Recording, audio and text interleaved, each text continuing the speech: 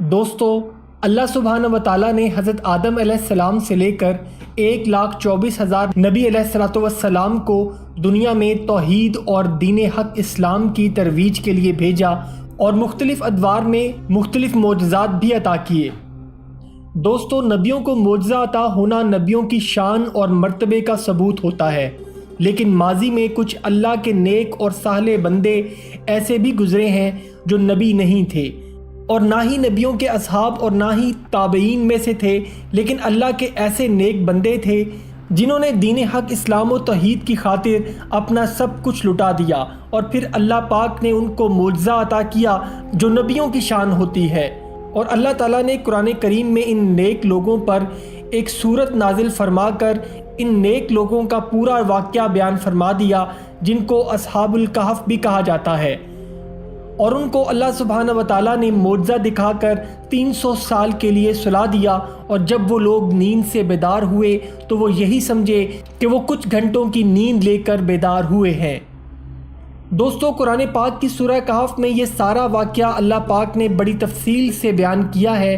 اور آج اس ویڈیو میں ہم اس واقعہ کی تشریح کرنے کی کوشش کریں گے اور اس سے جڑی ساری تفصیل آپ کو بتائیں گے، اور اصحاب الکہف 300 سال تک کیسے سوئے رہے اور جب وہ نیند سے بیدار ہوئے تو ان کے ساتھ کیا معاملہ ہوا، یہ سارا دلچسپ واقعہ بتانے والے ہیں ہم آپ کو آج کی اس ویڈیو میں۔ لیکن اس سے پہلے اگر آپ نے ہمارے چینل حقیقت جانو کو سبسکرائب نہیں کیا تو براہ کرم سبسکرائب ضرور کر لیجئے گا، اور ساتھ ہی ساتھ بیل کے نشان کو بھی دبا دیں تاکہ ایسی ہی دلچسپ اور حقیقت سے بھری ویڈیوز کا نوٹیفیکیشن آپ کو ملتا رہے۔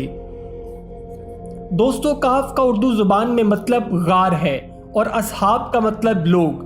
یعنی غار والے لوگ۔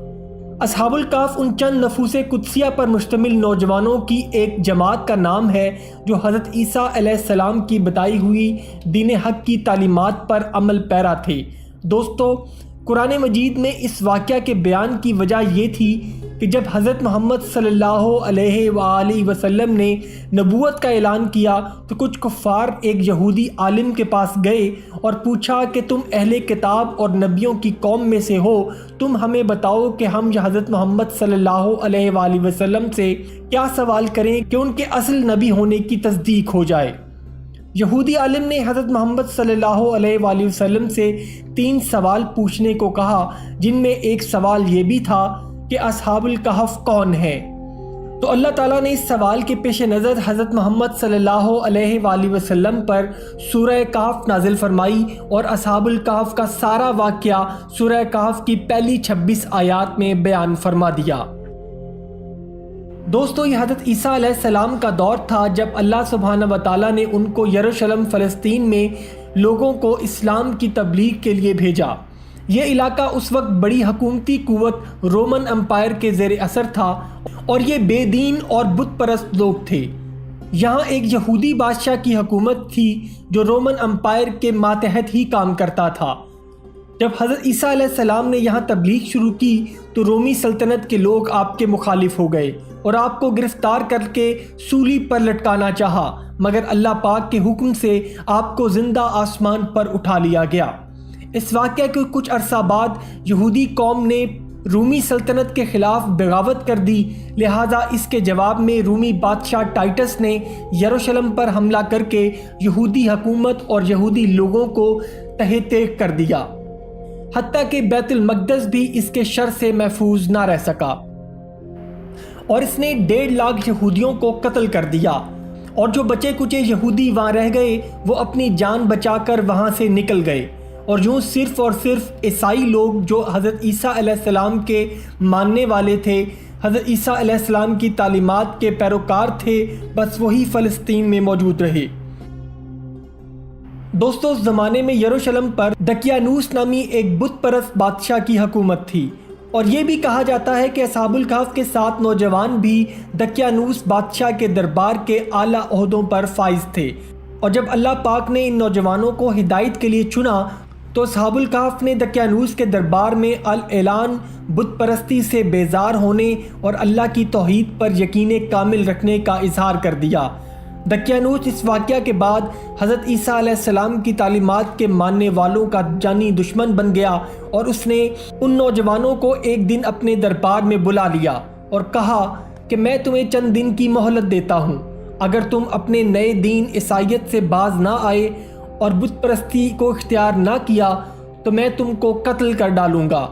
اور ایک بھی عیسائی یروشلم میں زندہ نہیں بچے گا۔ دوستو، یہی وہ 7 نوجوان تھے جن کو اللہ تعالیٰ نے اصحاب الکہف کے نام سے پکارا ہے، اور سورہ کہف میں ان سے جڑا سارا واقعہ بیان فرمایا ہے۔ دوستو، بادشاہ دقیانوس کی دھمکی کو سن کر اصحاب الکہف شدید پریشان ہوئے، کیونکہ وہ بادشاہ دقیانوس سے لڑنے کی سکت نہیں رکھتے تھے، اور عیسائیت کو ماننے والے لوگ بھی اس قدر نہ تھے جو ان کا ساتھ دیتے۔ لہٰذا ان 7 نوجوانوں نے یروشلم سے نکل کر دور کسی پہاڑ کے غار میں پناہ لے لی، اور صدق دل سے کامل یقین کے ساتھ اللہ سبحانہ و تعالیٰ کے حضور دعا کی، اے رب ہمیں اپنے پاس سے رحمت عطا فرما دیجئے اور ہمارے ہر معاملے میں کامیابی کی کوئی راہ نکال دیجئے۔ اللہ سبحانہ و تعالیٰ نے ان کے اللہ پر کامل یقین اور عاجزی کو دیکھتے ہوئے دعا پسند فرمائی اور اس کو قبول فرما لیا، اور اللہ سبحانہ و تعالیٰ نے ان کو 300 سال کے لیے سلا دیا۔ جب کفار کو حضرت نبی پاک صلی اللہ علیہ وآلہ وسلم نے بتایا کہ وہ اصحاب الکہف وہ پاک باز نوجوان تھے جن کو اللہ سبحانہ و تعالیٰ نے 309 سال کے لیے سلا دیا، تو کفار نے ان سے سوال کیا کہ ہمیں تو بتایا گیا ہے کہ 300 سال کے لیے سلا دیا گیا تھا۔ تو نبی پاک حضرت محمد صلی اللہ علیہ وآلہ وسلم نے فرمایا، آپ نے شمسی سال کے مطابق بیان فرمایا ہے جو 300 سال بنتے ہیں، اور قرآن پاک میں قمری سال کے مطابق بیان کیا گیا ہے جو 309 سال بنتے ہیں، کیونکہ شمسی ہر 100 سال کے بعد قمری سال میں 3 سال کا اضافہ ہو جاتا ہے۔ دوستو، اللہ تعالیٰ نے اصحاب الکہف کی دعا پر ان کو 300 سال کے لیے سلا دیا، ایسا مناسب وقت آنے تک جب اس معجزے کو دکھانا اللہ کی حکمت میں مقصود تھا۔ دقیانوس نے جب اپنی فوج کو ان نوجوانوں کی تلاش میں بھیجا تو وہ اس غار کا سراغ لگانے میں کامیاب ہو گئے جہاں اصحاب الکہف نے پناہ لی ہوئی تھی۔ دقیانوس بادشاہ کے حکم پر پتھر کی بھاری بھرکم سلوں سے اس غار کے تمام بیرونی راستوں کو ہمیشہ کے لیے بند کر دیا گیا۔ جس شخص کے ذمہ یہ کام لگایا گیا اس نے نیک دلی کا ثبوت دیتے ہوئے ایک پتھر پر ان نوجوانوں کے نام اور سارا واقعہ کندہ کروا کر اسی دیوار کے اندر چنوا دیا، تاکہ مستقبل میں اگر لوگ اس تختی کو موجود پائیں تو وہ اللہ کے ان نیک بندوں اور ان کے ساتھ ہوئے سارے واقعے کے بارے میں جان سکیں، اور ایک تختی کندہ کروا کے شاہی خزانے میں بھی رکھوا دی تاکہ اس کو تاریخ کا حصہ بنایا جا سکے۔ دوستو، 300 سال گزر گئے اور وہ 7 نوجوان اسی غار میں اللہ کے حکم سے سوئے رہے جب تک اللہ سبحانہ و تعالیٰ کا حکم نہ آ جاتا۔ 300 سال میں بادشاہ دقیانوس مر گیا اور کئی حکومتیں آئیں اور چلی گئیں، اور حالات بدل گئے اور رومن امپائر نے بھی عیسائیت قبول کر لی، اور 446 عیسوی میں بیدروس نامی شخص یروشلم کا بادشاہ بنا جو انتہائی نیک دل اور حضرت عیسیٰ علیہ السلام کی تعلیمات کا پیروکار تھا۔ دوستو، اس کے دور میں لوگوں کا ایمان کمزور ہونا شروع ہو گیا اور لوگ توحید اور مرنے کے بعد دوبارہ زندہ ہونے کے یقین سے بیزار ہونا شروع ہو چکے تھے۔ بادشاہ بیدروس کو اس بات کا علم تھا اور وہ اس بات کو لے کر انتہائی پریشان ہو کر ایک رات اللہ کے حضور سجدہ ریز ہوا اور دعا کی کہ اے اللہ، کچھ ایسا معجزہ یا نشانی عطا فرما دیں کہ جس کو دیکھ کر میرے لوگوں کا ایمان پھر سے تازہ ہو جائے اور ان کو توحید اور قیامت کے بعد دوبارہ زندہ ہو جانے کا یقین ہو جائے۔ دوستو، یہی وہ دور تھا جس کے لیے اللہ تعالیٰ نے اصحاب الکہف کو 300 سال کے لیے سلائے رکھا اور ان کے جسموں کو محفوظ اور اسی حالت میں رکھا جیسے وہ 300 سال پہلے تھے۔ دوستو، تاریخ میں ملتا ہے کہ ایک چرواہا اپنی بکریوں کے ہمراہ اس غار کی طرف آیا اور اس نے غار کو پتھر کی سل سے بند پایا۔ اس کے گمان میں آیا کہ شاید یہ غار اس کو کسی خزانے کا پتہ دے سکے۔ اس چرواہے نے دوسرے لوگوں کو ساتھ ملا کر اس سل کی دیوار کو گرا دیا۔ دیوار کے گرتے ہی ان لوگوں پر ایسی ہیبت طاری ہوئی کہ وہ وہاں سے بھاگ نکلے۔ دیوار کے گرتے ہی اصحاب الکہف کے نوجوان 300 سال کی نیند سے بیدار ہو گئے اور ایک دوسرے سے حال احوال پوچھنے کے بعد سوال کرنے لگے کہ وہ کتنی دیر سوئے ہیں۔ تو سب نے متفقہ طور پر یہی نتیجہ اخذ کیا کہ انہوں نے کچھ پہر کی نیند ہی لی ہے۔ اللہ تعالیٰ کے معجزے سے 300 سال تک ان کو بھوک نہ لگ سکی، اور جیسے ہی وہ بیدار ہوئے ان کو بھوک نے ستانا شروع کر دیا۔ انہوں نے اپنے ایک ساتھی جس کا نام یملیخا تھا کو کہا کہ وہ بازار جا کر نہایت خاموشی سے کھانا لے کر آئے اور اس کے ساتھ بادشاہ دقیانوس کی خبر بھی لائے۔ یملیخا جب بازار پہنچے تو یہ دیکھ کر حیران رہ گئے کہ ہر طرف دین حق اسلام کا بول بالا نظر آ رہا ہے۔ انہوں نے ایک جگہ سے کھانا خریدا اور اس کو بادشاہ دقیانوس کے دور کے سکے دیے۔ دکاندار نے جب وہ پرانے سکے دیکھے تو اسے لگا کہ شاید اس کے ہاتھ کوئی پرانا خزانہ لگا ہے۔ اس نے یملیخا کو رومن فوجیوں کے حوالے کر دیا۔ جب رومن سپاہیوں نے یملیخا سے سوال و جواب کیے تو یملیخا نے ان سے استفسار کیا کہ پہلے مجھے یہ بتاؤ کہ بادشاہ دقیانوس کا کیا حال ہے۔ سپاہیوں نے جواب دیا کہ اس نام کا کوئی بادشاہ کہیں موجود نہیں، لیکن سینکڑوں سال پہلے اس نام کا بادشاہ گزر چکا ہے اور وہ بت پرست تھا۔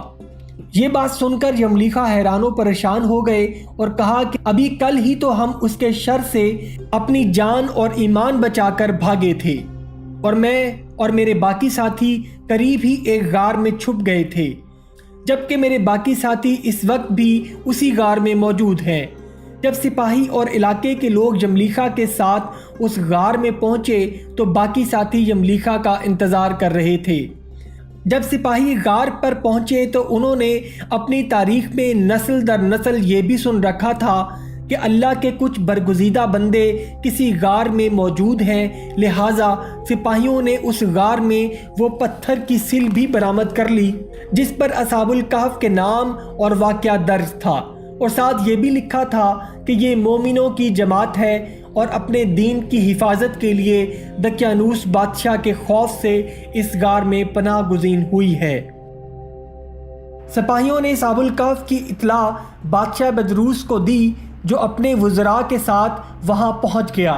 اور اصحاب الکہف نے غار سے باہر آ کر بدروس سے سارا واقعہ بیان کیا۔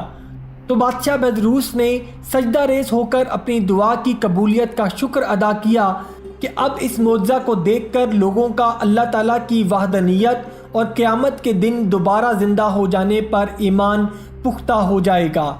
اصحاب الکہف نے بادشاہ بدروس کو دعا دی کہ اللہ تمہاری سلطنت کو مزید وسیع اور کامیاب کرے، اور واپس اسی غار میں جا کر تنہائی اختیار کر لی، اور اسی غار میں اللہ سبحانہ و تعالیٰ نے ان کو موت دے دی۔ بادشاہ بدروس نے اصحاب الکہف کے جسد خاکی کو صندوق میں ڈلوا کر اسی غار میں محفوظ کر دیا، اور غار کے دروازے پر ایک مسجد بھی بنوا دی، اور سال میں ایک دن مقرر کیا جب لوگ اصحاب الکہف کی قبروں کی زیارت کرنے کے لیے آتے تھے۔ دوستو، اصحاب الکہف کی تعداد اور ان کے ناموں کے بارے میں علماء کرام میں اختلاف پایا جاتا ہے، اور حقیقت جانوں کی ٹیم نے کوشش کی ہے کہ مستند ذرائع سے جو بھی حقیقت ہے اپنے دیکھنے اور سننے والوں کے گوش گزار کرے۔ اللہ سبحانہ و تعالی ہم سب کے ایمان کی حفاظت فرمائے۔ دوستو، اگر آپ کو یہ ویڈیو پسند آئی ہے تو ویڈیو کو لائک، شیئر اور کمنٹ میں اپنی رائے کا اظہار ضرور کر دیجیے گا، اور جاتے جاتے چینل کو سبسکرائب کر کے ہماری حوصلہ افزائی بھی کر دیں۔